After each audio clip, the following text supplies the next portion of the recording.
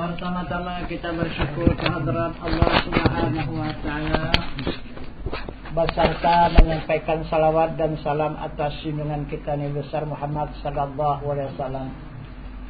Dengan rahmat Allah beserta nikmatnya hingga pada saat malam hari yang berbahagia ini kita dipertemukan Allah di tempat yang berbahagia ini di dalam rangka untuk melaksanakan perintah Allah dan melaksanakan petunjuk Rasulullah beserta sunnahnya. Yang mana perintah Allah Bismillahirrahmanirrahim wa tawakkal 'alal hayyil ladzi la yamut.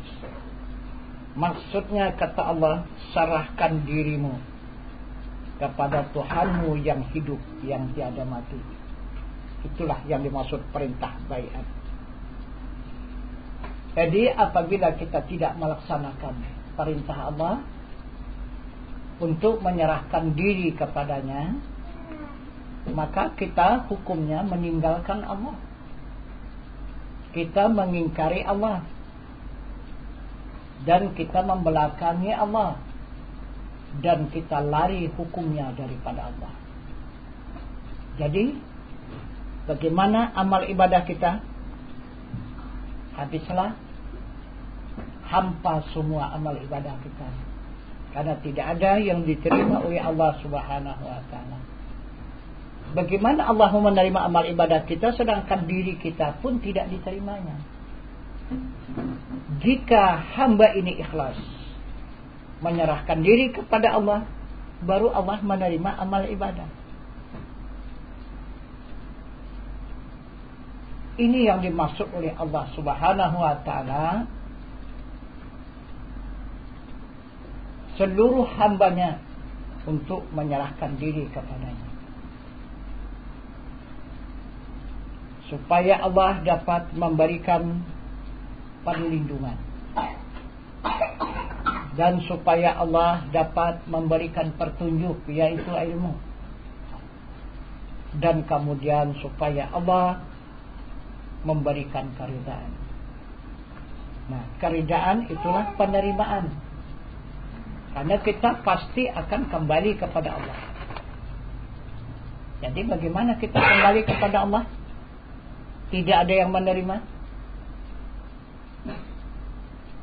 maka kita pun terbuang dan tersesat, kekal kita selama-lamanya, tidak mempunyai tempat, tidak mempunyai tujuan, maka malatalah ruhani kita itu di alam ruhani, yaitu di alam akhirat nanti. Itu yang dimaksud oleh Allah, supaya hamba itu jangan kesasar, supaya hamba itu memiliki tempat, supaya hamba itu memiliki tujuan. Maka Allah akan menerima kedatangan hambanya itu kembali kepadanya, jika yang sudah ikhlas menyerahkan diri kepadanya. Kemudian bagaimana cara menyerahkan diri kepada Allah itu? Itu hanya merupakan suatu perintah. Melaksanakannya, penyerahannya itu bagaimana? Dan yang mana saja diri itu yang diserahkan? Maka Rasulullah menerangkan dan mempertunjukkan cara melaksanakannya perintah Allah itu. Kata Rasul, la maujudun, la qadirun, la muridun, la alimun, la hayun, la sami'un, la basirun, la mutakallimun fi hakikati illallah. Itu kata Rasul. Jadi Rasul mengatakan la maujudun, tidak ada yang ada. Kesemuanya yang ada itu hanya Allah pada hakikat. Nah, pada batin hamba, begitulah hamba yang beriman. Para nabi, dan para wali. Begitulah semua batinnya. Tidak ada yang ada. Wujud apa saja yang ada itu semuanya wujud Allah. Itu pada pandangan batin. Jadi apabila kita tidak punya hakikat, kita tidak kenal kepada Allah, berapa lama saja kita menuntut ilmu, kita tidak kenal kepada Allah. Karena Allah tidak ada di alam syariat. Adanya Allah itu pada alam hakikat, di alam batin baru ada Allah itu. Nah, jika ada Allah itu di alam syariat, berarti itu adalah patung ataupun berhala. Nah, jadi itu maka kalau kita mengetahui ilmu syariat saja, berapa lama pun kita mempelajarinya, kita tidak akan kenal dengan Tuhan. Tidak tahu kita kepada Tuhan yang kita sembah. Cuman hanya menyebut nama saja, Tuhan, Allah. Tapi siapa itu Tuhan, siapa itu Allah, kita tidak tahu. Nah, sesudah kita memasuki ilmu hakikat, barulah nanti bisa mengenal adanya Allah. Karena yang dimaksud Allah itu ada zatnya, ada sifatnya, ada asmanya, dan ada afalnya. Barulah dapat kita ketahui dan kita kenal kalau sudah kita masuk ke alam hakikat. Bagaimana memasuki alam hakikat ini? Baiat, menyerahkan diri kepada Allah Subhanahu wa ta'ala. Ini yang pertama, la maujudun, kata Rasul, tidak ada yang ada. Jadi kita merasa ada diri kita itu pulangkan kepada Allah. Itu hanya Allah yang ada. Yang kedua, la qadirun, kata Rasul, tidak ada yang kuasa.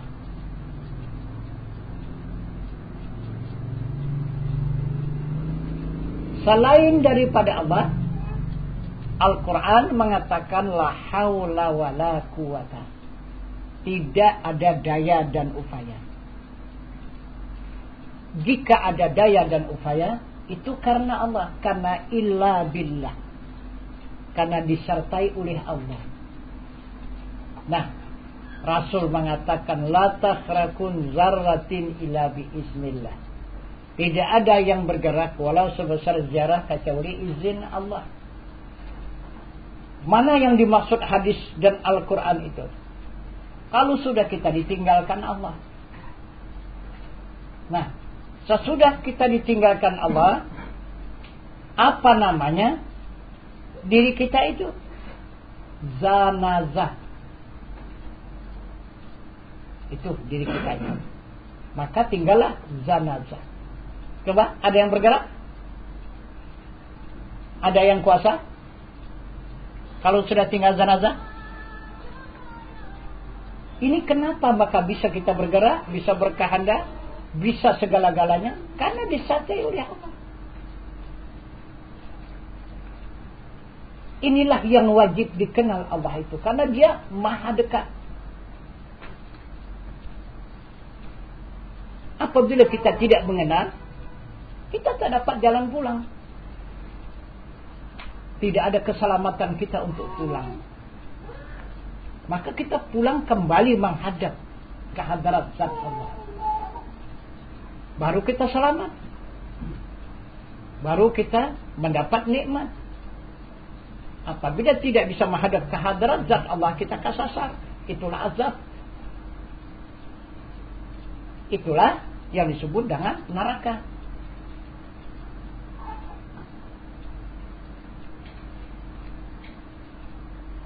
Nah, jadi inilah yang dijelaskan oleh Rasulullah. Jadi kita ini beserta Allah, disinilah saatnya kita mengenal Allah. Tapi tidak akan bisa dikenal kalau tidak kita punya ilmu hakikat. Nah, jadi ini maka kita berbaiat ini untuk memasuki ilmu hakikat. dan untuk menerima ilmu hakikat.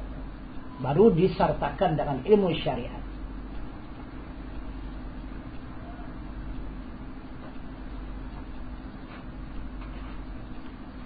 Karena Allah itu maka wajib dikenal, maka wajib diketahui semasa dia menyertai hambanya. Itu maka ulama mengatakan jauh tiada antara, dekat tiada bersentuh. Itulah diri Allah. Tapi banyak orang menunjuk mana Tuhan itu, nun di atas sana.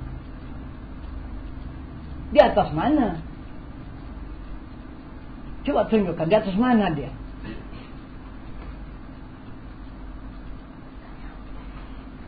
Jadi di luar dari alamnya dia. Jadi berarti kalau di atas sana dia, berarti dia berdiri di langit sana lah. Kalau lewat langit, keluar dari alam. Kalau keluar dari alam, dia bercerai antara muhadas dengan qadim. Itu jahil murakab. Itu 2 kali jahil.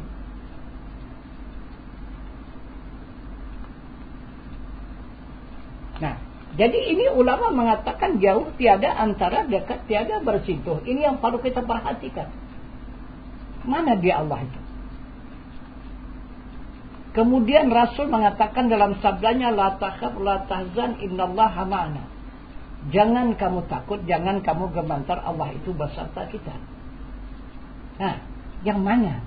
Allah yang menyertai kita itu. Kemudian Al-Quran mengatakan wa huwa ma'akum aina ma kuntum. Allah itu beserta kamu barang di mana kamu berada. Jadi kemana saja kita tidak terpisah dengan Allah. Itu semasa dia tidak terpisah dengan hamba, dengan diri kita. Disinilah saat kita mengenal dia. Jadi untuk mengenal, serahkanlah diri kepadanya. Apabila sudah kembali diri kita, otomatis barulah dia ada. Jadi apabila kita tidak mau menyerahkan diri kepada Allah, Tuhan itu tidak ada. Kita yang ada. Nah, jadi apakah benar kita yang ada? Tuhan tidak ada? Itu mustahil. Karena kita ini mustahil ada. Tuhan wajib ada. Nah, jadi kita menyatakan yang wajib dan menyatakan yang mustahil. Jangan yang mustahil dijadikan wajib, yang wajib dijadikan mustahil. Itu berbalik-balik namanya. Ini nyatakan yang wajib tetap wajib, yang mustahil tetap mustahil. Yang wajib, yang ada hanya Allah. Yang mustahil adanya selain daripada Allah. Nah, apa saja yang daripada Allah itu mustahil ada.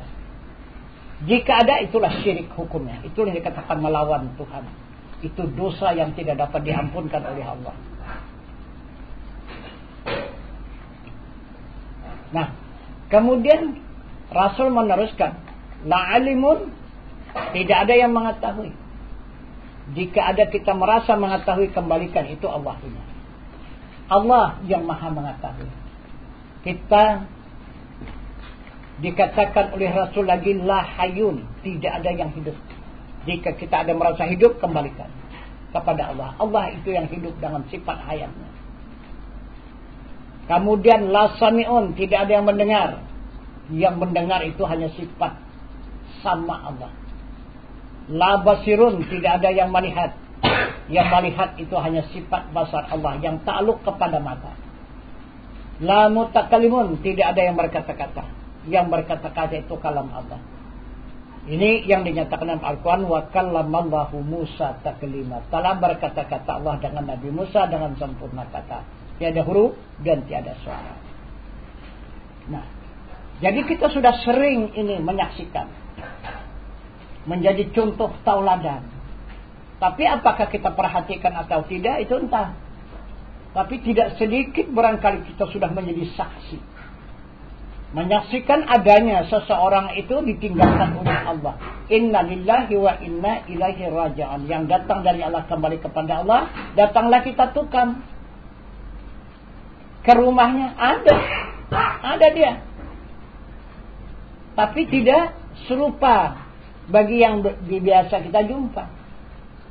Pada saat itu kita berjumpa, lidahnya tidak bercakap, matanya tidak melihat, kupingnya tidak mendengar, kepalanya tidak berakal, nafsunya tidak berkehendak, tulangnya tidak bergerak, diam semua.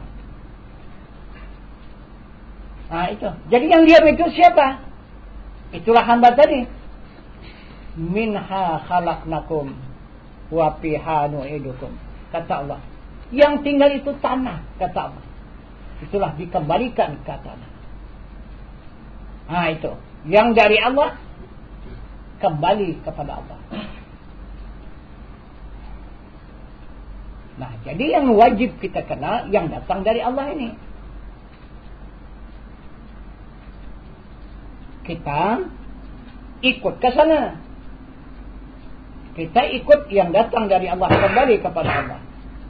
Nah, itu maka kita serahkan diri kita kepada Allah.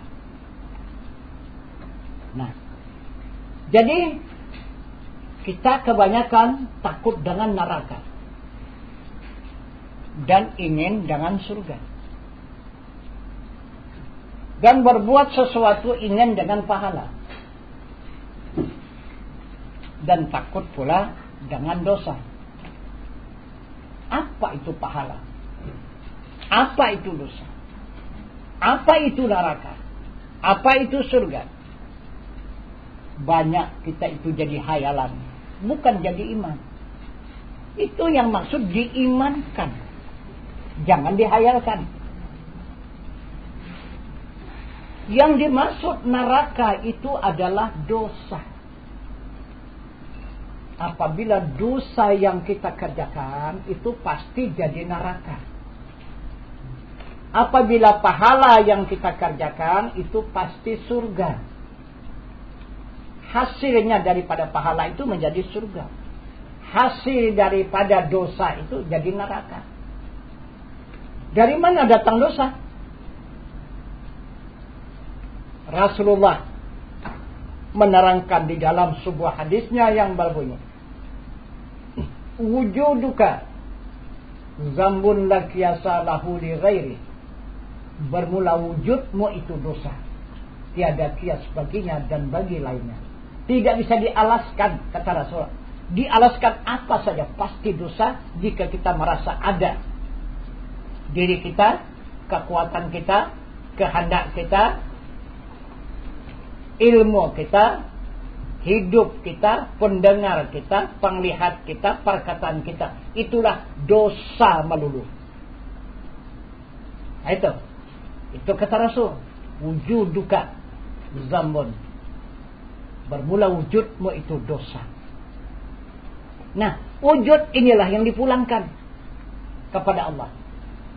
Jangan ada kita memiliki wujud lagi. Karena wujud ini dosa. Inilah yang menjadi neraka. Siang dan malam yang tidak kita sadari. Kita pikir kita sudah orang baik-baik. Kita pikir kita orang yang sudah suci. Rupanya kita adalah senantiasa membuka pintu neraka. Merasa bergerak, satu pintu neraka terbuka. Merasa berkehendak, tidak dipulangkan kepada Allah, dua pintu neraka terbuka. Merasa mengetahui, tiga pintu neraka yang terbuka. Merasa hidup, empat pintu neraka yang terbuka. Merasa mendengar, tidak dikembalikan kepada Allah, lima pintu neraka yang terbuka. Merasa melihat, enam pintu neraka yang terbuka. Berkata-kata, tidak dikembalikan kepada Allah, bahasa Allah punya yang punya kata-kata itu, yang punya kalam. Tujuh pintu neraka terbuka. Ini yang dikatakan dosa, yang menjadi pintu neraka. kita bakal masuk ke dalamnya. Nah, kita bakal merasakan nanti neraka yang kita bikin itu. Tetapi jika kita kembalikan kepada Allah, bergerak kita karena Allah, berkehendak karena Allah, mengetahui karena Allah, hidup karena Allah, mendengar karena Allah, melihat karena Allah, berkata-kata karena Allah, maka terbukalah pintu pahala. Inilah surga. Apa saja yang kita lakukan itu karena kita, itu dosa, itulah neraka. Dan jika sudah kita kembalikan kepada Allah, apa yang kita kerjakan itu semata-mata karena Allah, itulah pahala, itulah surga. Nah, itulah yang dijanjikan oleh Allah dan Rasul. Jadi inilah Allah Subhanahu wa ta'ala memerintahkan kepada hambanya supaya hamba itu menyerahkan diri kepadanya, supaya hamba itu lepas daripada sekalian dosa, supaya kembali hamba itu suci daripada sekalian dosa, seperti baru dilahirkan oleh kandungan ibu kita. Itu maksudnya. Inilah pelaksanaan baiat. Nah, karena baiat ini pelaksanaan tobat nasuha, tobat yang dapat mensucikan diri daripada sekalian dosa. Ini baiat. Nah, kemudian yang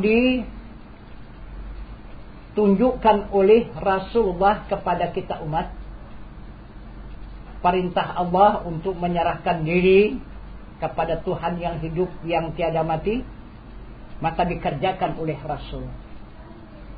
Rasul yang mana mengerjakan? Rasul yang ketujuh, yaitu Nabi Ibrahim alaihissalam. Di mana saat dan waktu Ibrahim melakukan perintah Allah ini? Semasa Ibrahim diperintah Allah untuk menegakkan agama Allah di muka bumi ini, membangun Masjidil Haram dan Ka'bah. Syaratnya diminta Allah kurban. Nah, kurban itulah baiat. Kita serahkan diri kita kepada Allah dan Rasul. Maka dicontohkan oleh Ibrahim, itulah anaknya Ismail itu dikurbankan. Nah, untuk dijadikan tebusan untuk menegakkan agama Allah di muka bumi ini. Itu contohnya yang dikerjakan oleh Rasul. Maka contoh itu adalah yang wajib diikuti. Jadi apabila kita tidak mengikuti contoh teladan dikerjakan oleh Rasul, berarti kita bukan termasuk golongan Rasul. Lepas daripada gulungan Rasul, terlepas daripada syafaat Rasul. Nah, itu. Nah, jadi kemudian karena itu yang diminta oleh Allah Subhanahu wa ta'ala kepada Ibrahim. Jadi walaupun anak kandungnya, maka Ibrahim ikhlas mengorbankan, mengembalikan kepada Allah, asalkan agama Allah ini tegak di muka bumi. Itu etikat Ibrahim. Bukan sekadar hanya harta bendanya yang mampu dia berkorban. Harta bendanya ratusan ekor kibas dan puluhan ekor unta setiap tahun. Bahkan ini anak kandungnya diminta oleh Allah. Ikhlas Ibrahim memberikan kepada Allah, asalkan Allah itu memberikan agama kepadanya. Cukup mahal agama Allah itu, dibayar oleh Ibrahim. Nah, ini menjadi contoh tauladan kepada kita. Sampai kapanpun kita ini tidak akan beragama, kalau tidak kita mau menebus seperti ini, melaksanakan penyerahan diri kepada Allah yang disebut oleh Rasul baiat. Sampai kapanpun kita tak punya agama, yang ada sama kita hanya Islam. Ya, Islam. Mana Islam? Mengucap 2 kalimat syahadat, salat 5 waktu sehari semalam, melaksanakan puasa bulan suci Ramadan, mengeluarkan zakat harta yang sampai nisab, melaksanakan ibadah haji. Ini Islam. Agamanya mana? Mana agama? Nah, kan? Inilah yang paling banyak. Islam tapi tidak beragama. Islam ini sia-sia, kata Allah, terbuang, merugi kalau tidak ada agama. Kita berhubungan dengan Allah dengan agama. Kalau tidak ada agama, Islam tidak terpakai. Karena ada agama, baru Islam itu bisa terpakai. Bisa terbawa menghadap ke hadrat Allah Subhanahu wa taala. Kalau tidak ada agama, macam mana? Kita pun tak bisa menghadap Allah. Apalagi amal ibadah, takkan diterima Allah. Karena agama ini sudah dijelaskan oleh Allah, inna dina indallahil Islam. Nah itu di sisi Allah, yaitu agama Islam. Jadi kalaulah kita mendapatkan agama, berarti kita pindah.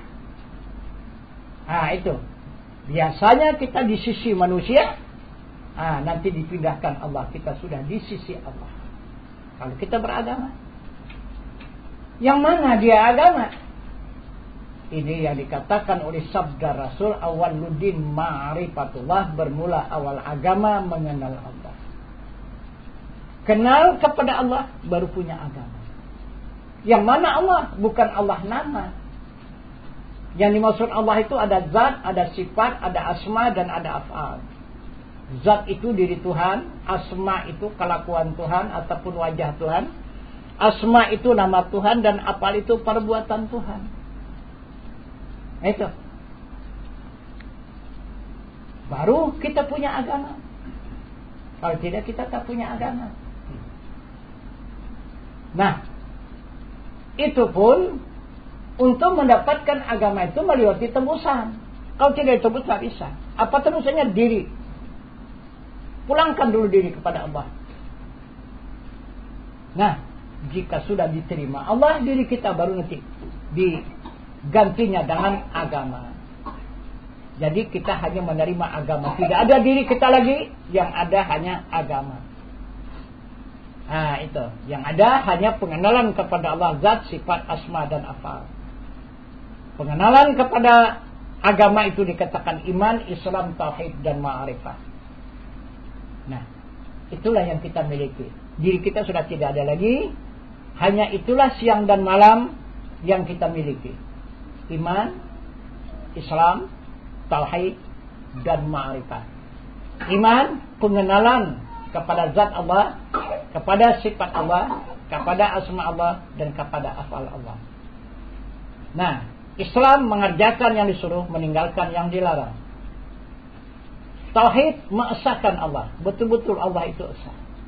Ma'rifah, mengenal kepada yang Maha Esa. Ini agama. Nah, itu yang akan diberikan oleh Allah kalau sudah kita berdaya. Nah, jadi kemudian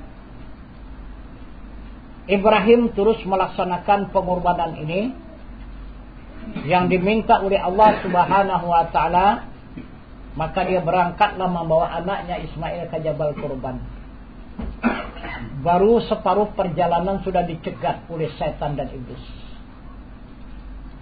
Itu besar kali tantangannya baiat ini. Karena setan itu nyata dia. Nah, tidak lagi bersembunyi.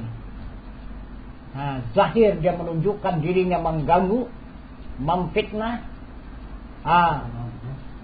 menyalahkan dan sebagainya. Itu kalau sudah kita laksanakan. Inilah pelaksanaan baik. Nah, jadi kemudian Nabi kita Muhammad Rasul Ibrahim ini, bagaimana cara melintasi Zumrah itu? Di situ ada kekuatan setan dan iblis untuk menghadang supaya tidak bisa lewat. Kenapa? Karena kalaulah lewat Ibrahim dan Ismail ke Jabal Kurban, dilakukan perintah Allah, pasti agama Allah akan tegak di muka bumi ini. Jika tegak agama Allah di muka bumi ini, kekuatan setan dan iblis itu akan hancur. Itu yang ditakutkannya. Nah, inilah yang dijadikan Allah uswatun hasanah. Contoh tauladan yang baik bagi kamu, kata Allah. Coba kita periksa. Kita dalam agama ini, kita lakukan berzikir siang dan malam, baca Quran, bersalawat dan bertasbih tidak putus, melakukan salat 5 waktu, puasa bulan suci Ramadan, melakukan zakat dan haji berulang-ulang. Coba periksa keseluruhan yang kita kerjakan itu, ada yang takuti oleh setan dan iblis? Tidak ada, bahkan dia kesenangan. Setan dan iblis itu. Nah, kenapa? Karena kita mengerjakan tidak karena Allah, tidak sampai kepada Allah. Nah itu, maka pahalanya yang kita kerjakan untuk setan dan iblis. Nah itu, maka Ibrahim contohnya dicegat di perjalanan. Tapi yang mana yang paling ditakuti oleh setan dan iblis? Ini baiat. Karena kalau kita baiat ini menyerahkan diri kita kepada Tuhan, dia tercampak dia. Dari mana ada tercampaknya? Coba periksalah. Kita adanya karena Allah. Di mana dia numpang? Kita dengan Allah adanya kita ini. Jadi di mana dia numpang? Dia tidak berani dekat Allah, campak dia. Bergerak kita dengan Allah, dengan kodrat Allah. Mana? Di mana dia berdiri? Tercampak dia. Berkehendak kita dengan iradat Allah. Nah, di mana dia dekat? Setan tak ada berani. Dekat betul kan? Kita mengetahui dengan ilmu Allah, tercampak dia. Kita hidup dengan hayat Allah, tercampak dia. Kita mendengar dengan sama Allah, tercampak dia. Nah, kita melihat dengan basar Allah, tercampak dia. Dan kita berkata-kata dengan kalam Allah. Nah, maka tercampaklah dia. Habis semua tercampak. Disinilah kita dapat mengusir setan dan iblis itu. Nah itu. Siapa yang mengusir Allah? Kalau kita mana bisa? Mana bisa mengusir kekuatan setan dan iblis itu? Cuman syaratnya kita hanya mengembalikan diri kepada Allah. Nah itu. Baru dia tercampak. Kalau tidak kita dekatkan diri kita kepada Allah, sampai kapanpun kita tetap akan dikendalikan oleh setan dan iblis itu. Maka sudah senantiasa diingatkan kita oleh Allah di surat Yasin. Dikatakan oleh Allah, syaitan innahu lakum aduwwum mubin. Setan musuhmu yang amat nyata. Nah, kenapa? Kalau sudah tahu kita ingatkan oleh Allah, setan itu musuhmu yang amat nyata. Kenapa mesti kita masih bersahabat? Nah, kenapa mesti kita berkawan oleh setan lagi segala perbuatan? Berarti kita tidak mengindahkan peringatan Allah. Nah, ini maksudnya. Kemudian Ibrahim bagaimana melintasi zumrah itu? Nah, dia diberi petunjuk oleh Allah mengambil batu diisi dengan kalimat Bismillah ya Allahu Akbar. Dilimpar oleh Ibrahim dan Ismail. Setan itu campak dia. Naik lagi dia di zumrah yang kedua. Dilimpar lagi oleh Ibrahim dan Ismail. Campak lagi. Naik dia ke zumrah yang ketiga. Dilimpar lagi oleh Ibrahim dan Ismail. Dua arah. Maka menghilanglah dia. Tak sanggup lagi dia menahankannya. Limparan Ibrahim dan Ismail itu. Maka larilah dia bersembunyi. Di mana persembunyian setan dan iblis? Ini kalbu. Ini kalbu manusia. Ini tiap-tiap kalbu manusia tempat persembunyian setan dan iblis. Disitulah dia bekerja, menipu dan merayu supaya kita terjerumus dari jalan Allah. Maka dinamakanlah dirinya uzub, sema'ah, takbur, riya, hasad, dengki dan tinggi diri. Ini maka hamba-hambanya yang dipilih oleh Allah. Hamba-hamba yang dicintai oleh Allah. Maka dipilihnya, dipanggil. Mari, serahkan dirimu. Serahkan dirimu kepadaku biar aku campakkan setan dan iblis itu. Begitulah maksud Allah. Wa tawakkal 'alal hayyil ladzi la yamut. Itu maksud Allah.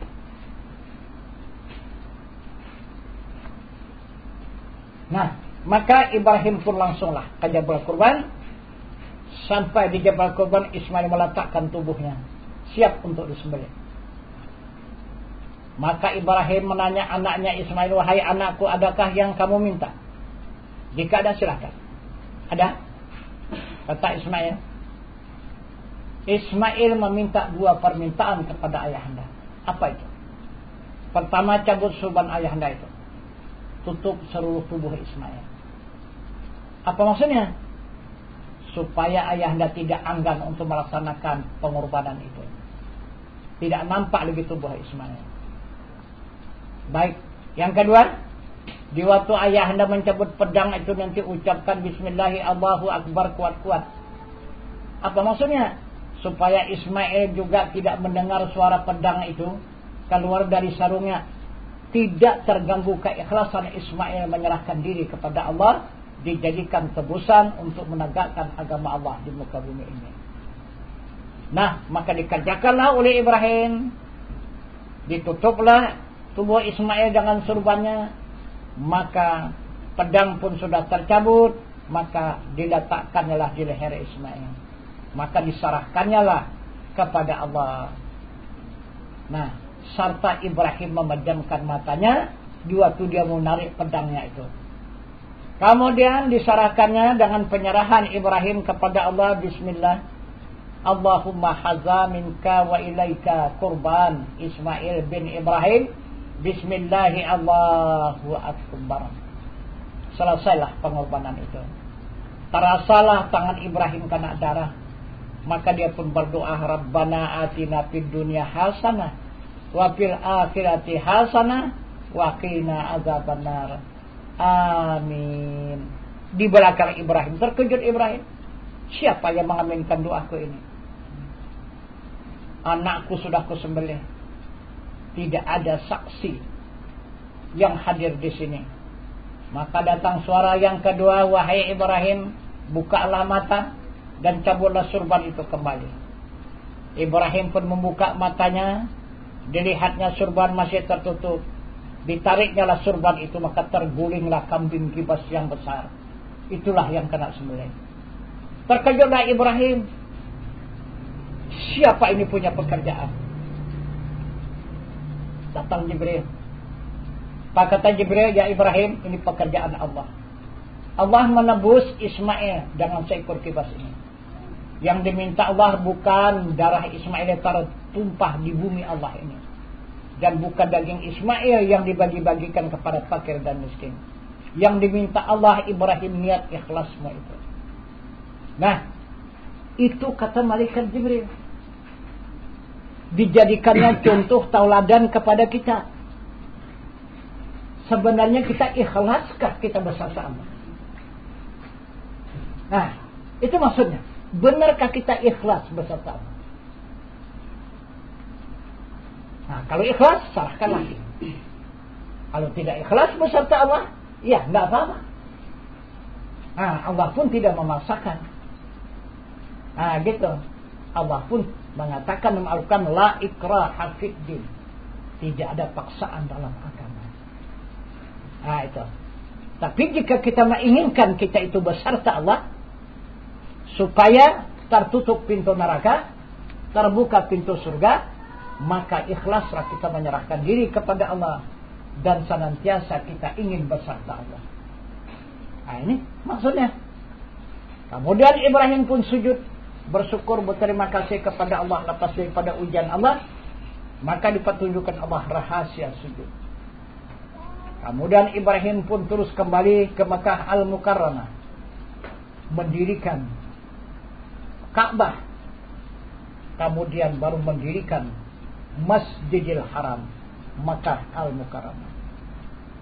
Itulah contoh yang dijadikan oleh Allah kepada kita hamba, yang dilakukan oleh Rasul sebagai sunnah. Bapak agama memberikan contoh tauladan kepada kita.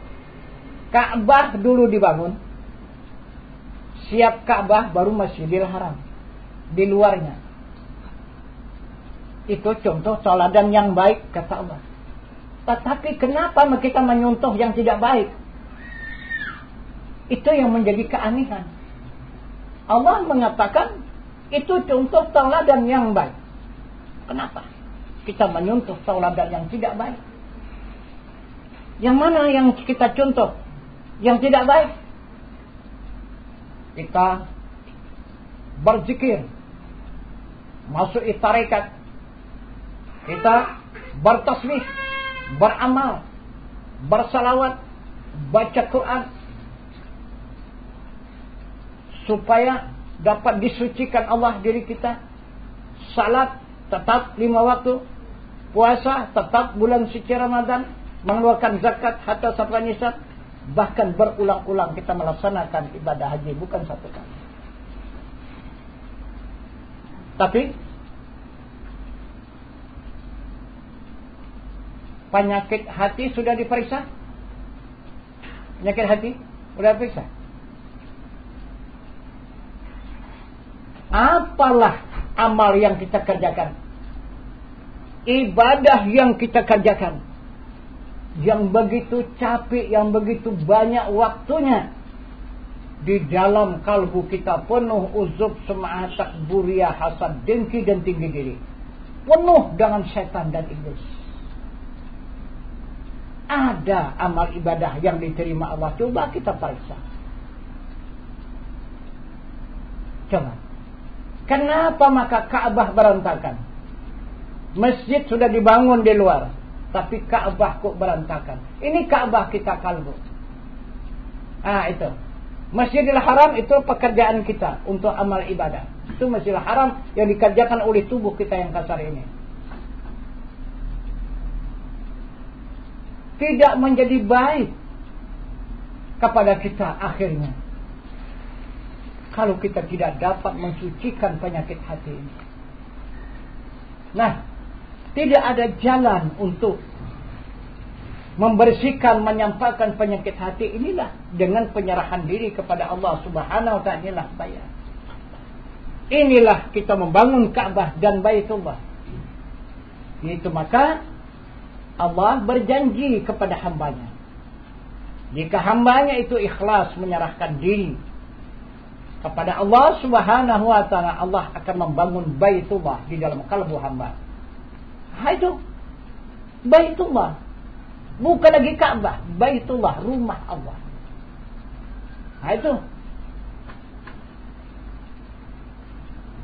Itu yang dijanjikan Allah. Nah, jadi kemudian sesudah siap Ka'bah dibangun oleh Ibrahim dan Ismail, Masjidil Haram pun sudah siap, baru tertanda hijir Ismail dan makam Ibrahim. Tegaklah agama Allah di muka bumi ini, tapi tidak sempurna. Sempurnanya menunggu kehadiran Nabi kita Muhammad SAW, Rasul yang ke-25. Dengan apa Nabi menyempurnakan pekerjaan Ibrahim dan Ismail yang penuh dengan pengorbanan itu? Dengan perjalanan menghadap kepada zat Allah Subhanahu wa ta'ala dan perjalanan Isra dan Mi'raj. Nah,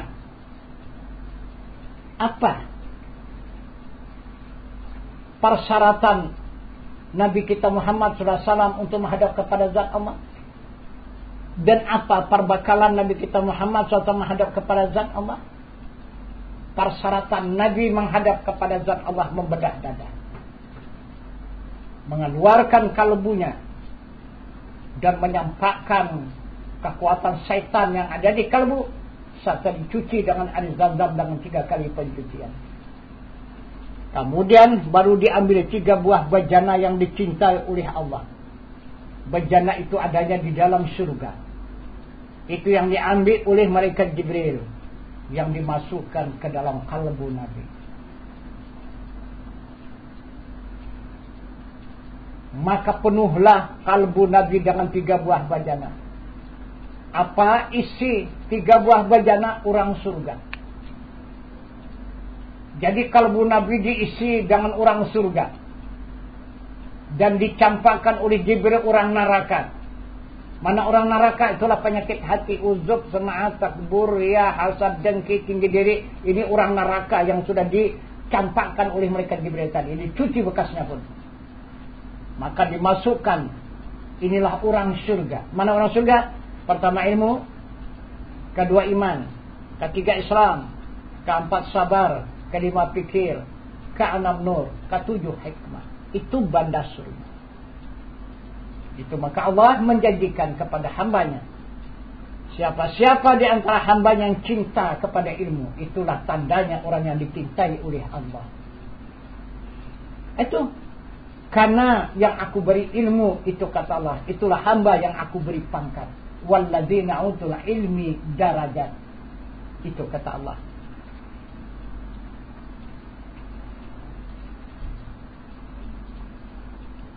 Nah, maka sempurnalah agama yang dibangun oleh Ibrahim dengan mengorbankan anak yang sangat disayanginya, dan Ismail mengorbankan jiwa dan raganya. Maka sempurnalah disertai oleh perjalanan Nabi kita Muhammad SAW membedah dadanya, membuang penyakit hatinya, mengisi dengan banda surga, berjalan Isra dari Makkah sampai ke Baitul Maqdis, Mi'raj naik ke langit, munajat melewati alam nur, musyahadah menghadap kepada alam zat Allah. Inilah yang dibawanya turun kembali masuk ke dalam Masjidil Haram Makkah Al-Mukarramah. Baru sempurna agama Allah di muka bumi ini. Nah, ini yang dikatakan oleh Allah dalam ayat suci Al-Quran, laqad kana lakum fi rasulillahi uswatun hasanah. Telah ada atas diri Rasul suri tauladan yang baik bagi kamu. Jadi inilah, tidak ada yang terlebih baik, yang terlebih mulia pekerjaan dalam agama ini.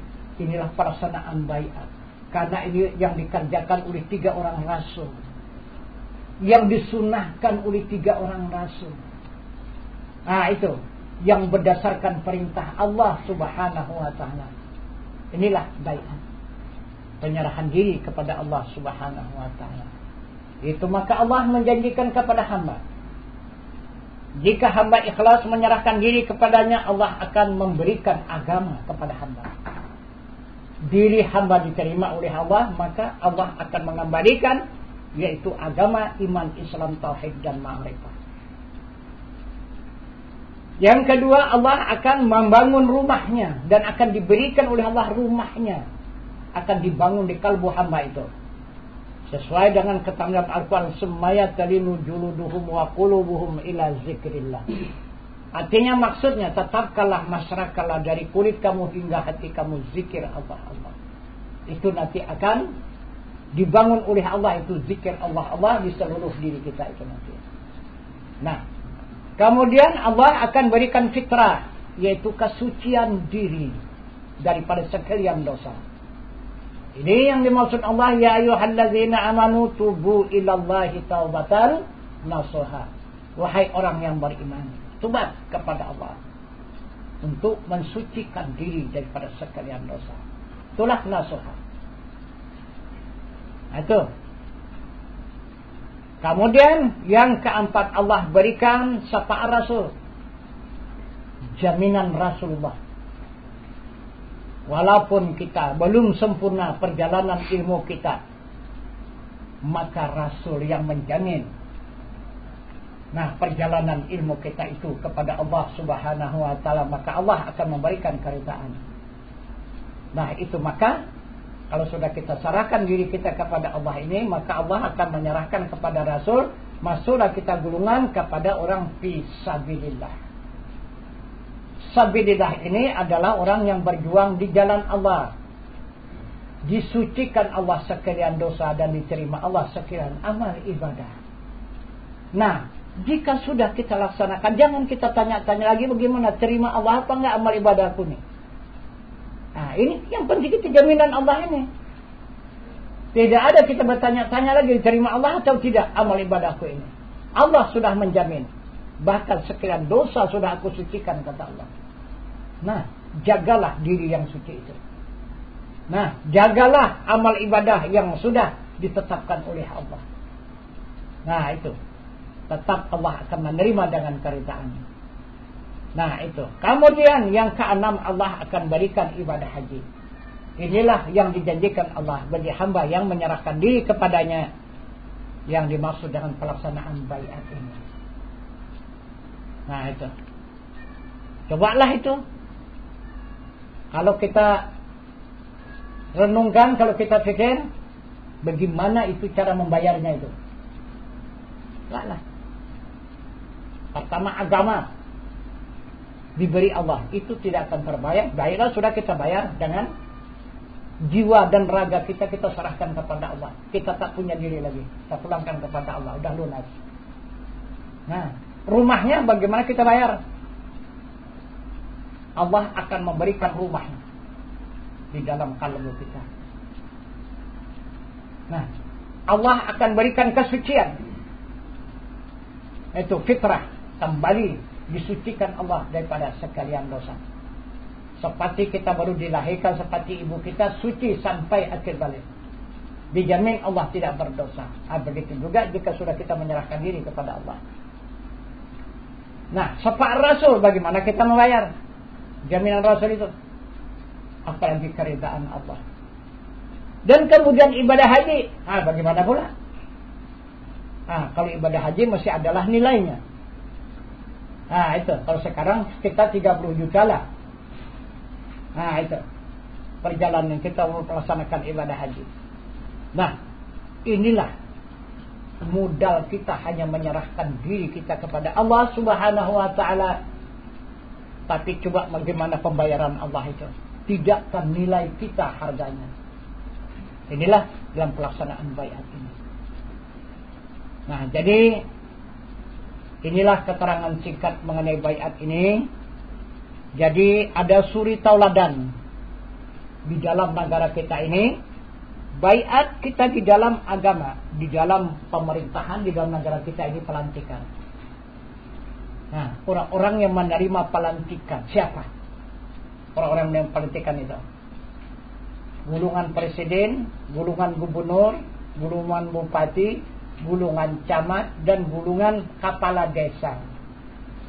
Itu orang-orang yang dipilih semua itu. Orang-orang yang terpilih, orang-orang yang dipercayakan untuk menjalankan roda pemerintahan, untuk memimpin bangsa dan negara. Maka dilantik, dipercayakan. Ini dalam negara. Dalam agama ini baiat. Coba kita lihat di dalam negara kita masih murni kan? Belum ada cacat satupun di dalam peraturan negara. Nggak ada kepala desa yang paling rendah. Belum ada kita dapati satu orang kepala desa yang melaksanakan tugasnya sebelum dilantik. Walaupun sudah dipilih setahun 2 tahun, sebelum dilantik dia tidak akan melaksanakan jabatannya, tidak akan melaksanakan tugasnya. Tetapi kita dalam agama Islam sayang sekali. Coba kita periksa, berapa persen yang berbaiat kepada Allah dan Rasul yang melakukan salat, puasa, zakat dan haji? Coba periksa. Tidak ada 5%. 95% hancur. Coba. Maka ini contoh tauladan. Itulah kerusakan Islam. Kenapa maka terjadi seperti itu? Karena 350 tahun dilarang ketat melakukan baiat ini. Siapa yang kedapatan langsung dipancung itu ulamanya itu. Siapa intelnya, mata-matanya untuk mengetahui perkembangan masalah baiat ini? Ulama juga. Ulama-ulama yang berdiri di mimbar, yang di podium, yang di masjid-masjid, yang di mana-mana. Itu ente-nya. Apabila kedapatan dilihat oleh ulama yang berdakwah ini, ulama yang mengajarkan seperti ini, tangkap, pancung. Ulama itu yang dibayar mahal oleh penjajah kita dulu. Nah, coba yang mana ahli-ahli sejarah, coba bukalah sejarah macam mana. Sangsaranya umat Islam tidak bisa mensyiarkan agamanya 350 tahun. Sekarang sudah 100 tahun merdeka, kok masih tidur? Kok masih tidur kita? 100 tahun sudah. Coba merdeka. Coba. Masih merajalela lagi penjajah.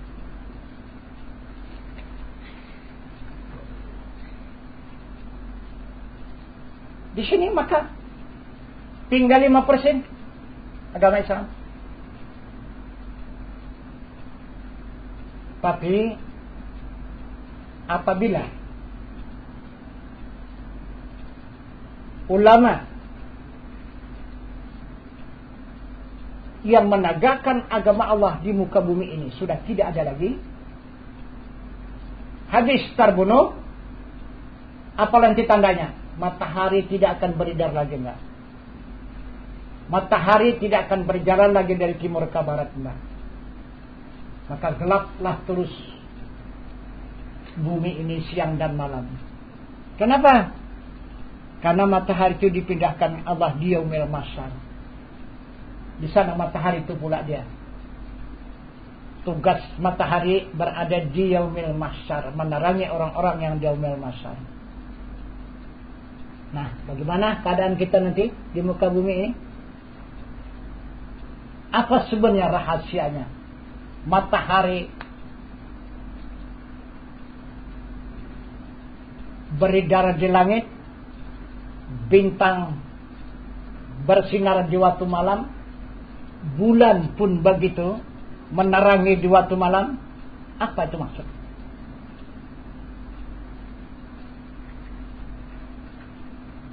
Di muka bumi ini adalah tumbuh-tumbuhan. Tumbuh-tumbuhan ini adalah makanan manusia dan binatang. Pada siang hari disinar oleh matahari. Ranting-ranting dan cabang-cabang pohon itu pada retak. Karena panas. Kemudian disiram oleh hujan. Maka dari retak-retak kulit itu, maka keluarlah calon-calon bunga. Maka disinar di waktu malam oleh bintang, maka tersebutlah ini. Bunga ini keluarlah dari ranting, dari cabang, keluarlah bunga itu. Sesudah keluar itu bunga, maka dia pun berkembang. Sesudah kembang itu bunga disinar oleh sinar bulan di waktu malam, maka jatuhlah bunga ini, maka timbullah putih. Sesudah timbul putih, maka terus dirawat oleh sinar matahari. Semakin hari makin membesar, makin hari makin membesar, makin hari makin membesar. Sudah dia sampai waktu dan saat, maka menimbulkan isi di dalam daripada sinar matahari itu, mengisi buah itu, maka berbuah dia. Seperti padi, seperti apa saja, maka berbuah dia oleh sinar matahari. Nah, coba sekarang padi ataupun apa, coba tutup, tidak kena sinar matahari, ada buahnya apa enggak? Ada isinya, ada buah, tapi isi ada apa enggak? Tidak berisi. Akhirnya dimasakkanlah oleh matahari. Barulah kita panen. Nah itu, barulah kita panen, baru kita makan. Nah itu. Bukan saja manusia memakan, seluruh manusia memakannya dan binatang-binatang pun ikut turut menikmatinya. Ini hasil dari mana ini semuanya ini? Maka matahari itu memancar di waktu siang, bintang itu bersinar di waktu malam, begitu juga bulan. Hasil dari mana? Dengan adanya orang-orang yang masih beriman di muka bumi ini, yang mau sujud ke bumi. Nah, boleh catat. Boleh nanti diingatkan. Apabila tidak ada orang yang beriman nanti sujud ke bumi ini lagi, tidak akan ada nanti pohon-pohonan yang berbuah. Itu tandanya. Lihat saja sekarang pohon, ada yang 10 cabang, dia 10 macam. Ada yang berbunga, ada yang berdaun muda, ada yang berdaun tua, ada yang berbuah, ada yang masak sudah buahnya. Satu pohon. Dulu ada begitu? Tidak ada. Nah, itu menunjukkan kita bersaudara, satu pohon. Nah, itu satu mak, satu ayah, tidak satu keimanan. Itu dia menunjukkannya. Itu maka bukan tanggung kekayaan orang yang beriman, tapi tidak dipetunjukkan Allah untuk di muka bumi ini, nanti di akhirat. Karena di dunia hanya sebentar, kata Allah. Untuk apalah menikmati kenikmatan yang sebentar, nanti di hari yang kekal aku berikan, kata Allah Subhanahu wa ta'ala. Bukan tanggung kekayaan orang yang beriman itu, yang sudah disediakan oleh Allah Subhanahu wa ta'ala, memberikan manusia makanan yang ada di dunia ini, hasil daripada orang yang beriman. Ikut binatang-binatang menikmati. Nah, jadi inilah sebagai penjelasan dan keterangan-keterangan mengenai keterangan baiat ini. Maka kita masuklah di dalam acara pelaksanaan baiatnya. Acara baiatnya pertama, membaca as-saghfar 3 kali berturut-turut. Hati kita mohon minta disucikan sekalian dosa. Kedua, mengucapkan 2 kalimat syahadat. Hati kita bermohon lagi minta keridaan Allah. Ketiga, mengucapkan tubat nasuha. Jika sudah kita ucapkan tubat nasuha, baru kita minta ijazah.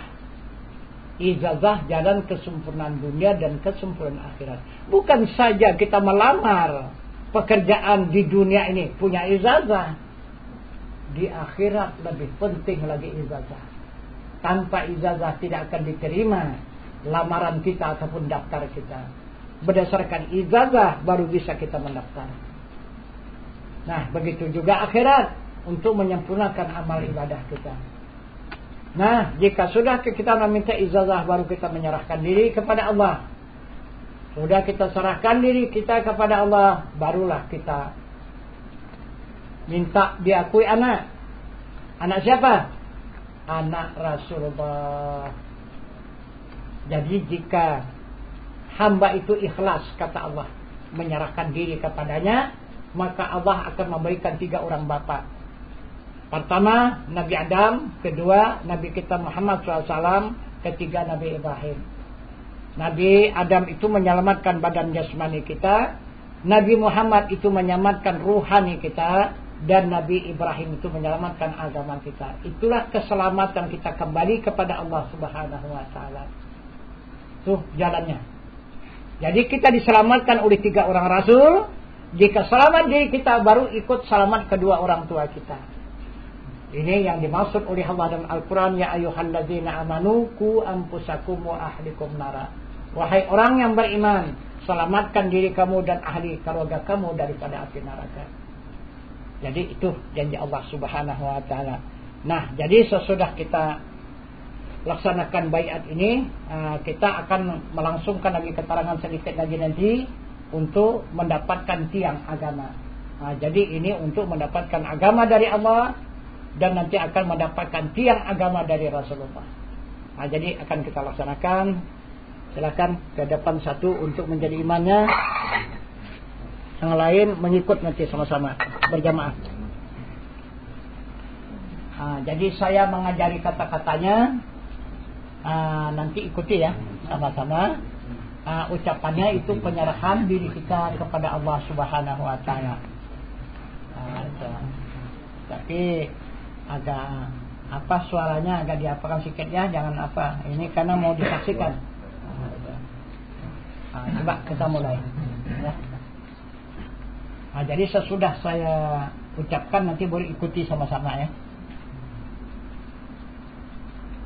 Astaghfirullahaladzim. Astaghfirullahaladzim. Astaghfirullahaladzim.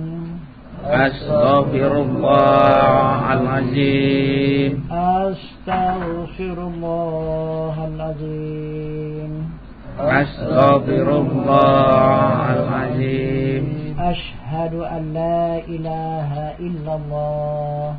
Asyhadu an la ilaha illallah. Wa asyhadu anna Muhammadar Rasulullah.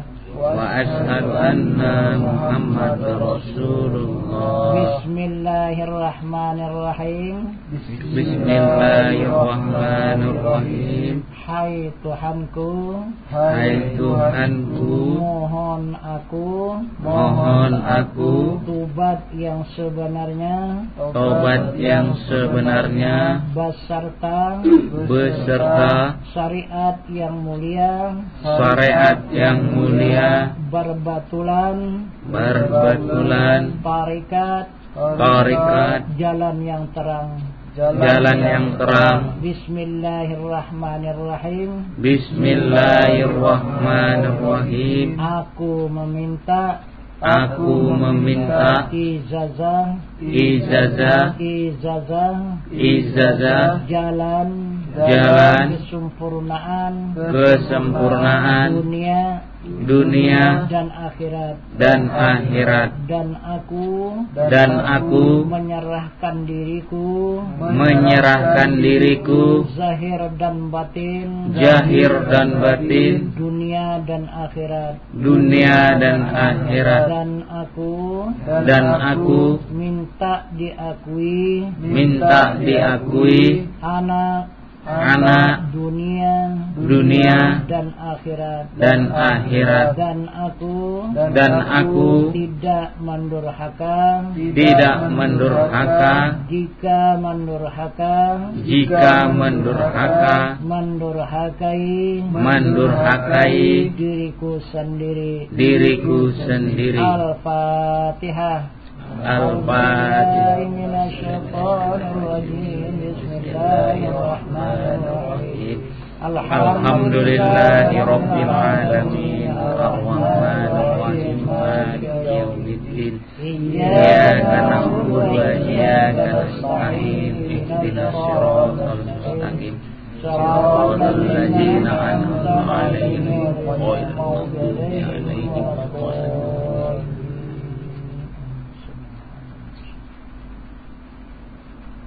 Allahumma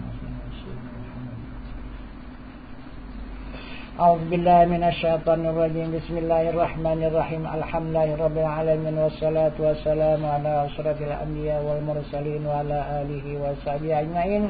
Amin. Amin ya Allah ya rabbal alamin. Wa salli wa sallim ala sayyidina wa maulana Muhammadil awwalin. Wa salli wa sallim ala sayyidina wa maulana Muhammadil akhirin. Wa salli wa sallim wa barik ala sayyidina Muhammadin fil nabiyyin.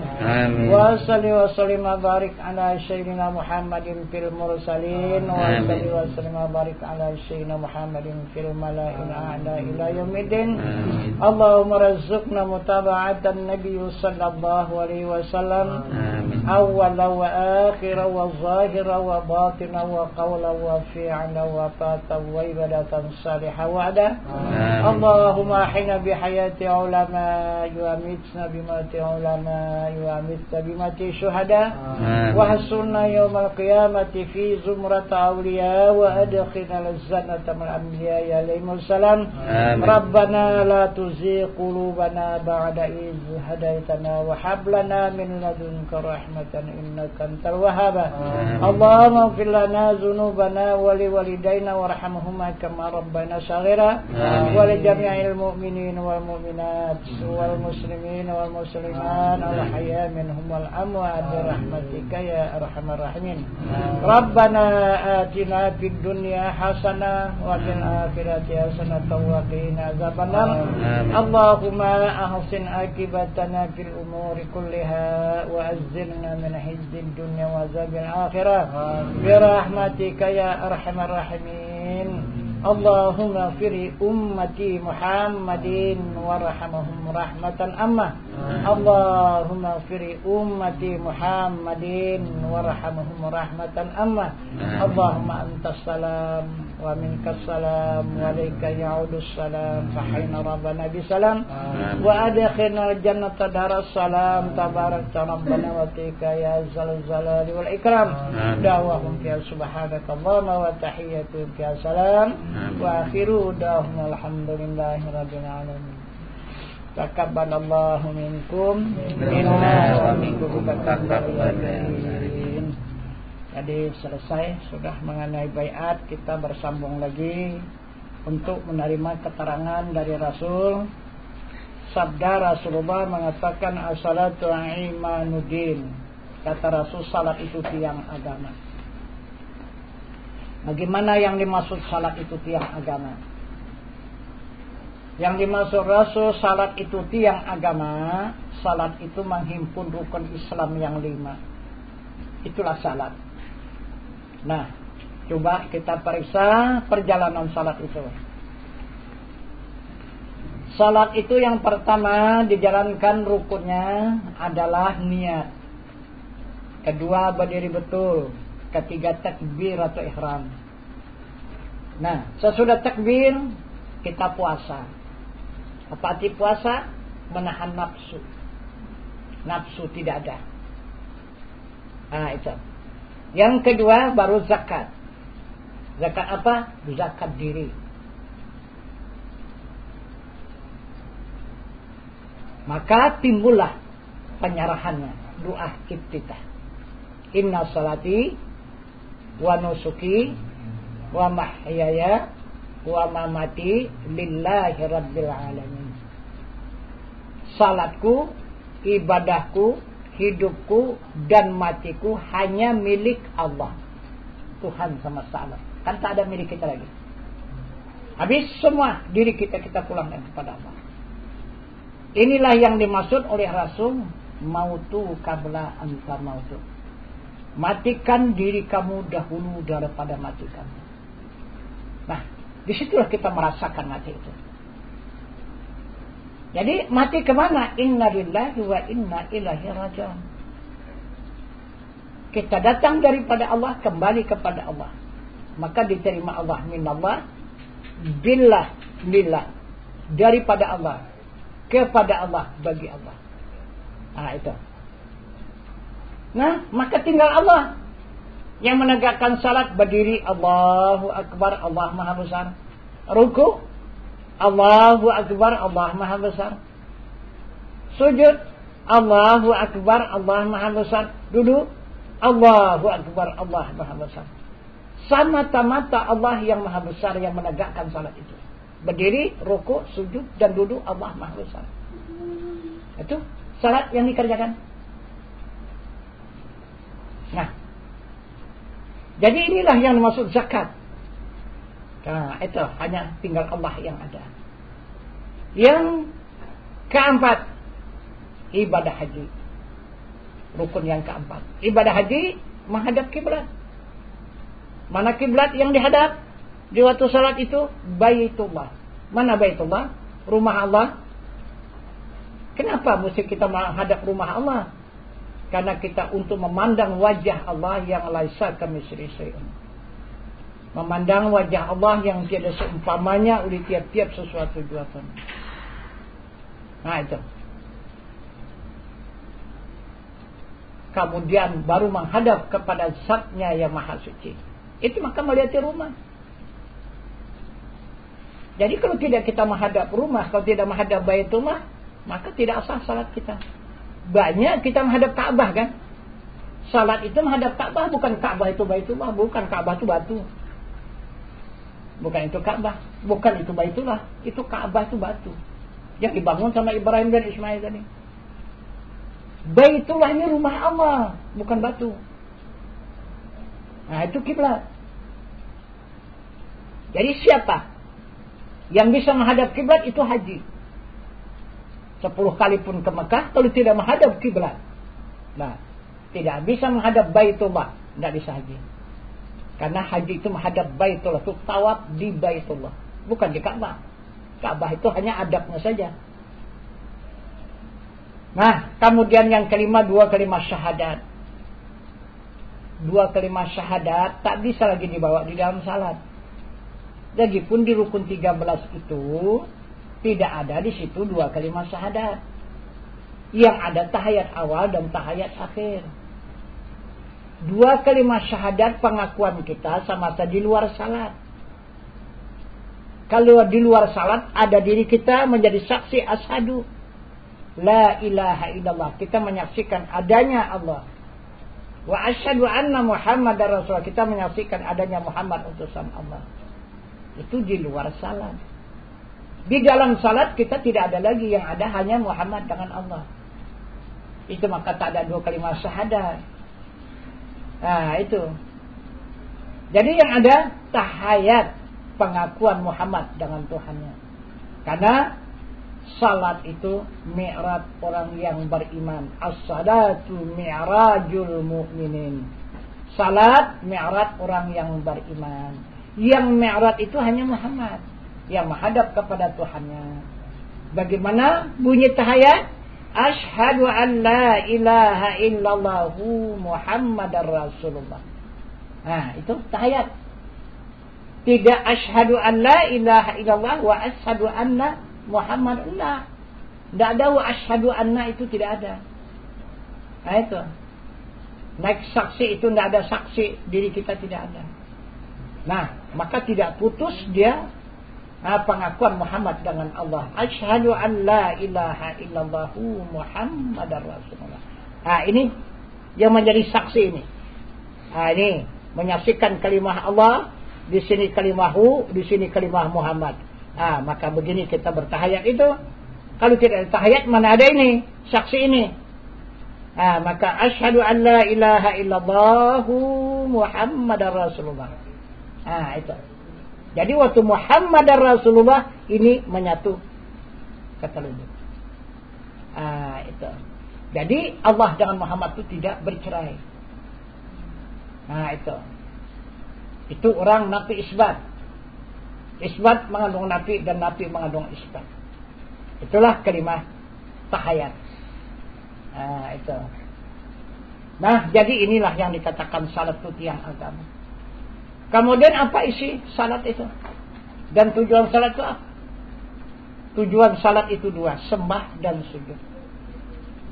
Sembah itulah takbiratul ihram. Apa isi takbir? Isi takbir itu kata Tuhan, innani anallah. Sesungguhnya aku ini bernama Allah. La ilaha illa ana, tidak ada Tuhan yang lain, hanya aku. Fa'budni, sembah aku. Kata Tuhan, wa aqimis salata li zikri, itu menyembah Tuhan. Tegakkan salat, ingat aku. Ingat, itulah menyembah Tuhan. Arti menyembah itu menghadap. Kita menghadap Tuhan dengan ingatan. Nah, coba kita periksa di waktu kita salat dari takbir sampai salam, ingatan kemana? Lari kan? Lari ke dunia ini dia. Dunia ini yang dijadikan yang bakal rusak dan binasa, karena mesti diingat. Bukan ini dapat kembali. Ini yang bakal kita tinggalkan dunia ini.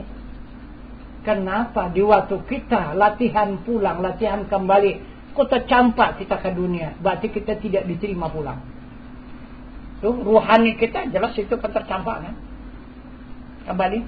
Nah, inilah yang akan kita perbaiki. Yang akan kita putar hadapnya. Supaya jangan lagi ruhani kita menghadap kepada dunia ini yang dijadikan. menghadap kepada yang baka, itu yang menjadikan. Kulla syai'in khaliqun ila wajhah, kata Tuhan.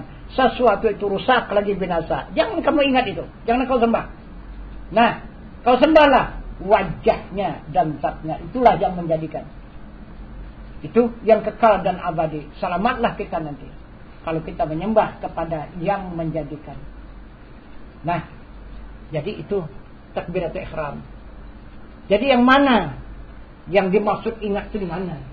Apa yang diingat di waktu takbir itu? Itulah hayat. Itu yang hidup. Ada apa enggak di dalam diri kita yang hidup itu? Yang hidup itulah yang dikatakan Al-Quran, wallahu muhitun fil alamin. Itulah yang muhit semesta alam, merata di seluruh alam. Itu adanya hidup itu. Yang hidup itu adalah sifat hayat. Siapa dia? Itulah diri Allah. Itu diri Tuhan. Nah, kenapa maka mencari-cari ke langit, kemana-mana mencari diri Tuhan? Udah diingatkan Allah, fi anfusikum afala tubsirun, yang ada pada diri kamu, kenapa tidak kamu lihat? Ada pernah melihat yang ada dalam diri kita? Itu yang hidup itu. Kan itu tadi yang minta mengembalikan diri, yang minta diserahkan diri kepada Tuhan yang hidup. Wa tawakkal 'alal hayyil ladzi la yamut. Serahkan dirimu kepada Tuhanmu yang hidup, yang tidak mati. Tuhanmu yang hidup, kata Al-Quran. Kenapa maka kita tak pernah melihat itu? Kenapa kita lari? Kenapa tidak pernah kita melihat yang hidup, menyelidiki yang hidup, memandang yang hidup, merasakan hidup? Kenapa? Itulah Tuhanmu, kata Al-Quran. Jadi kita mau ikut siapa? Ikut Quran apa ikut siapa? Quran itu yang maha benar. Itu.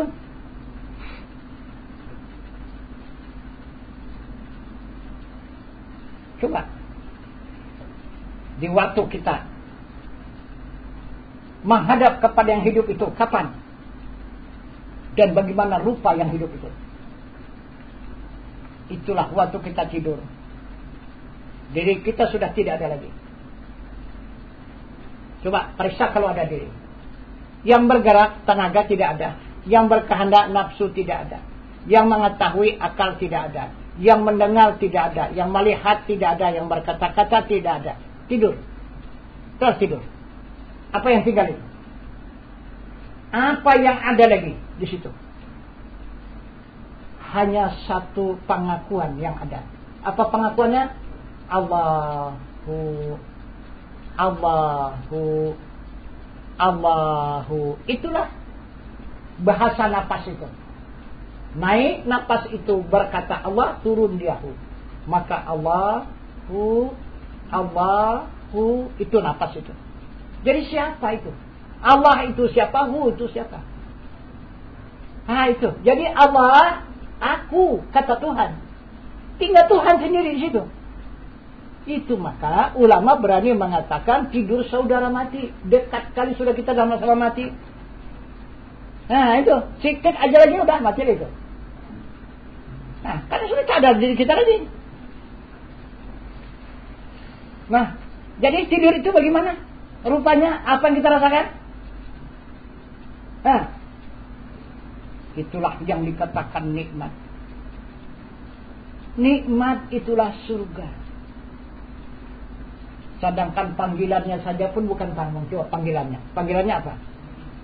Panggilan kita tidur itu apa? Ngantuk. Coba macam mana rupa ngantuk? Coba ceritakan. Ada bisa menceritakan rupa ngantuk? Gak bisa kan? Ini yang dikatakan Tuhan, laisa kamitslihi syai'un, tidak ada seumpamanya. Diumpamakan apa saja tidak bisa, tapi kita dapat, kita merasakan. Itulah dia rupa surga. Itu surga tadi. Ngantuk itu ditukar orang, coba namanya coba, kok bisa kita kehilangan, ditukar orang namanya. Itu. Padahal itulah dia yang dikatakan surga, itulah ngantuk. Padahal itu nikmat itu. Itu.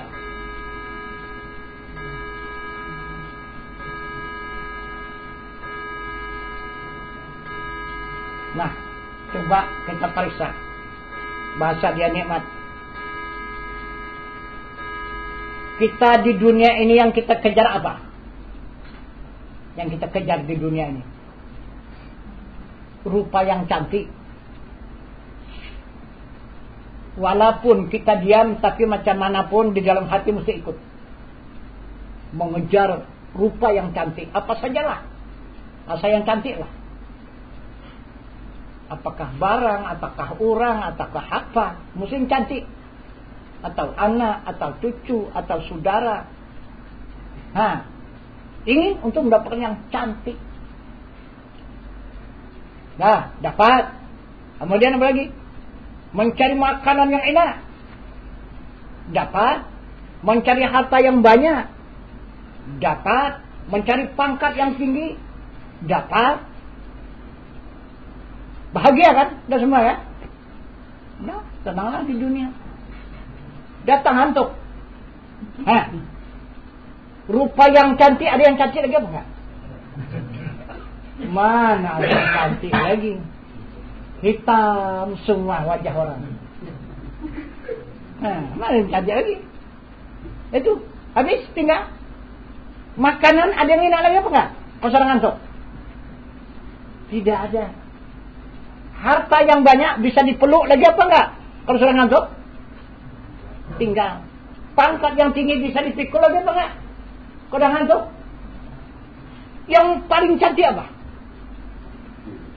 Tidur. Yang paling enak, paling lazat?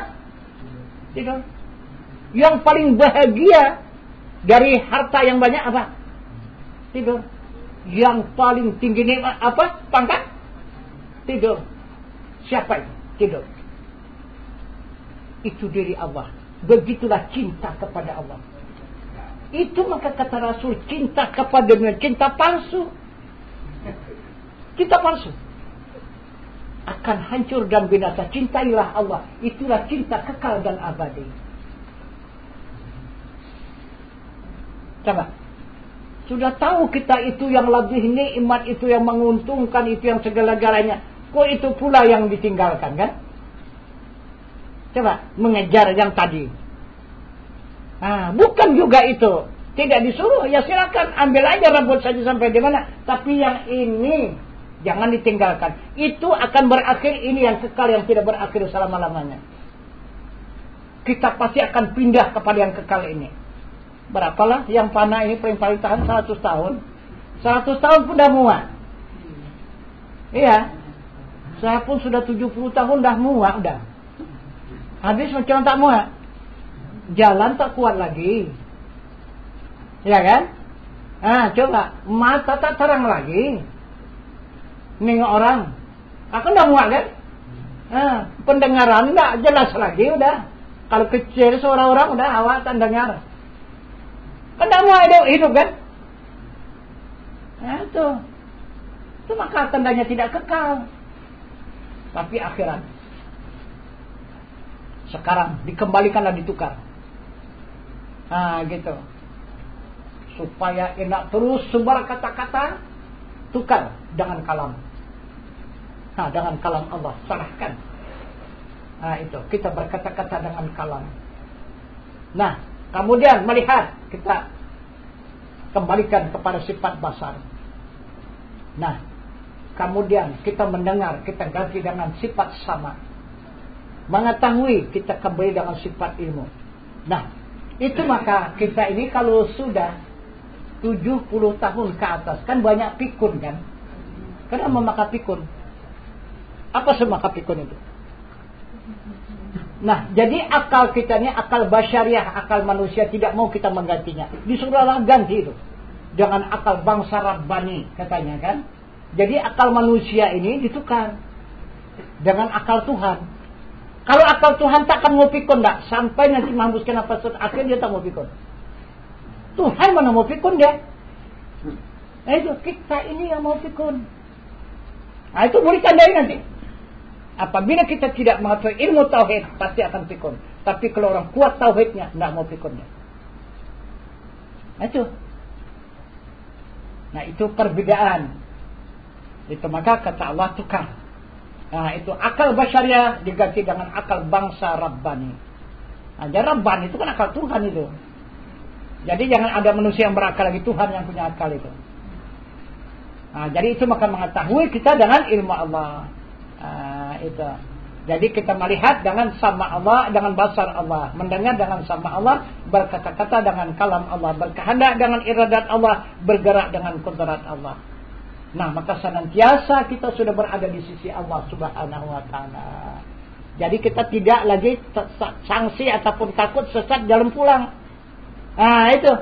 Sekarang udah kita besar Allah, macam mana mau sesat lagi? Mau sesat kemana lagi? Ada Allah 3 rupanya.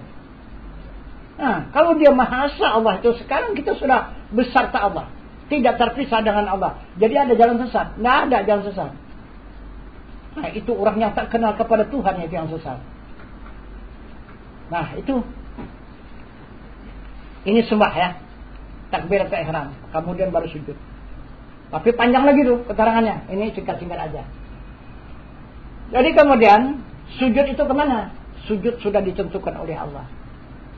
Kemana sujudnya? Wa idz qulna lil malaikati isjudu li Adam. Itu kata Allah, sujud itu diperintah kepada Adam.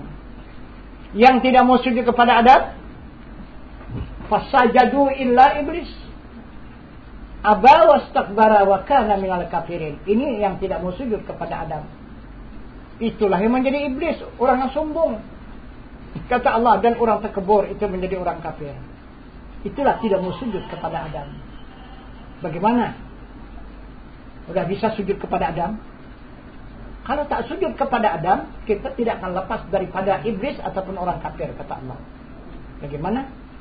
Amal ibadah kita hancur lagi. Tidak akan diterima Allah.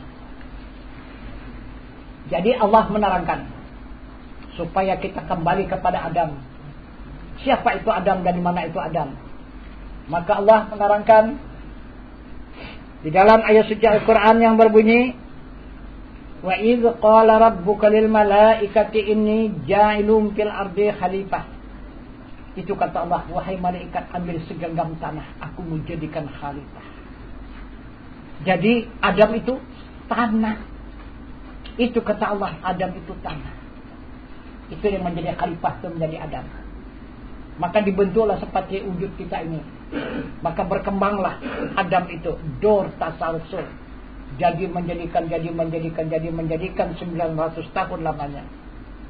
Sudah 900 tahun dipulangkan Allah sebagai contoh tauladan. Minha khalaqnakum wa fiha nu'idukum. Itu kata Allah. Adam itu dijadikan daripada tanah, dikembalikan ke tanah. Itu. Jadi di mana Adam? Nih. Tanah yang kita duduk ini sekarang. Ini tanah yang dapat kita pijak tiap hari. Ini tanah yang kita jalani tiap hari. Bahkan kita kuturi setiap hari. Itu maka katalah sombong. Kalau tidak kita mau sujud. Nah, sujud ini menghilangkan rasa sombong. Jadi kalau kita sujud, siapa dia itu? Yang kita pijat tiap hari. Inilah yang nyusui kita siang dan malam. Yang mengasih makanan dan minuman, ini dia orangnya. Ini dia ibunya. Yang mengasih makan, yang mengasih minum, yang mengasih pakaian, yang memberikan kesehatan, memberikan kekuatan, memberikan keberkatan. Ini dia. Ini ibunya. Yang kita pijat tiap hari ini. Kenapa? Maka tidak mau mengasihkan kepala ke pangkuannya. Dia sangat mengharapkan supaya yang diasuhnya itu menaruhkan kepala di pangkuannya. Dia akan memberikan rasa kasih sayang. Dan dia akan melepaskan kerinduannya. Nah, kalau kita sudah mengenal, maka diri kita ini seperti segelas air. Di waktu sujud Allahu Akbar, meluncurlah yang segelas air ini ke dalam lautan. Ada arti apa air yang segelas berbanding dengan air lautan itu? Disinilah terbangnya rasa tinggi diri, angkuh, takabur, sombong, dan segala-galanya habis semua, tidak ada lagi. Ini itu yang dimaksud oleh Allah sujud ke sana. Jadi siapa dia ini? Inilah Adam tadi, inilah ibu kita yang sebenarnya makan sejatinya ibu, ini dia. Kita ini berasal daripada kandungan ibu, pulang kepada kandungan ibu. Coba kemana pulang dia, Pak? Yang sudah ada, pulang kemana? Semua pulang ke kandungan. Tidak ada yang tidak pulang ke kandungan. Tapi apabila yang tidak mau mengenal dia, diancam dia Tuhan, nanti kita akan dihancurkannya itu nanti. Apabila kita tidak mau kembali mengenal dia, tidak mau kita berkasih sayang dengan, nah dia akan menghancurkan. Bahagian jasmani dia akan meremukkannya nanti. Nah itu.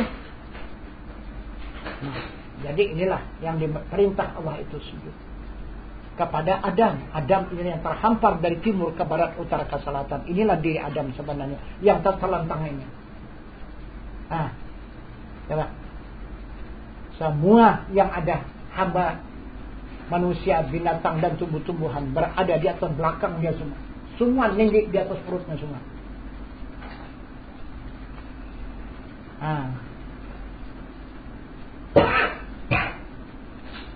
Jadi Adam ini siapa?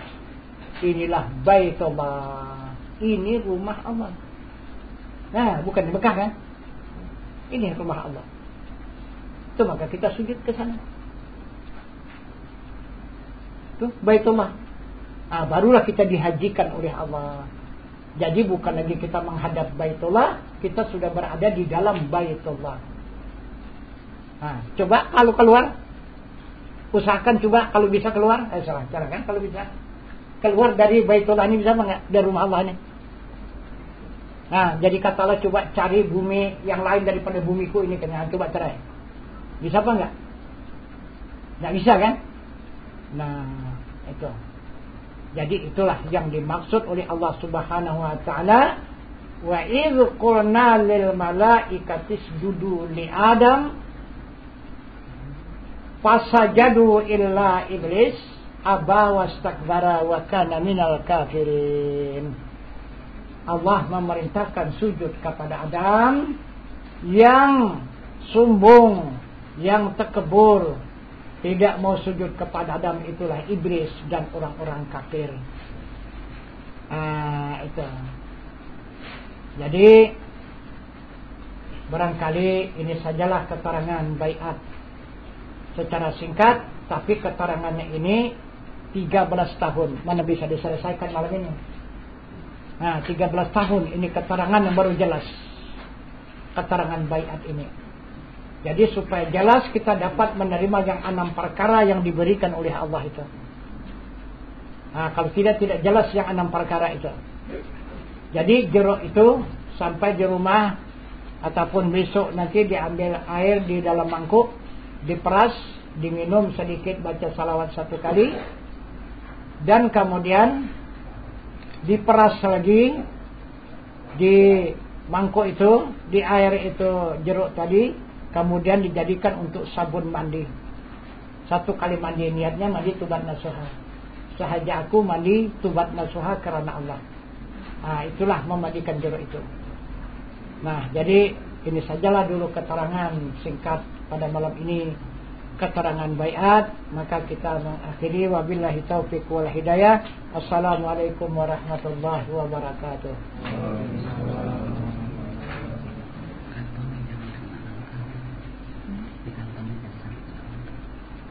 Sama